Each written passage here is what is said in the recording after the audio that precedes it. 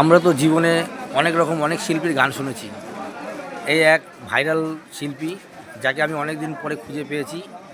আজকে তার নিজের গলায় একটি গান সবার সামনে উনি গেয়ে শোনাবে। আপনারা একটু শুনুন ধৈর্য ধরে।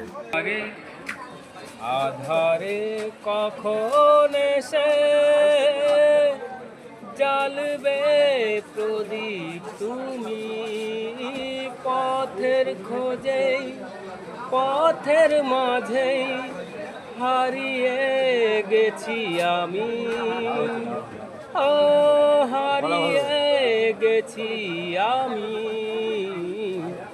আধারে কখন এসে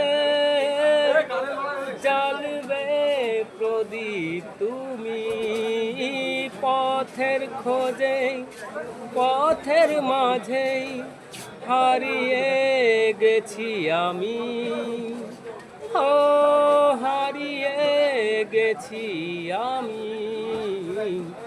আধারে কখন এসে।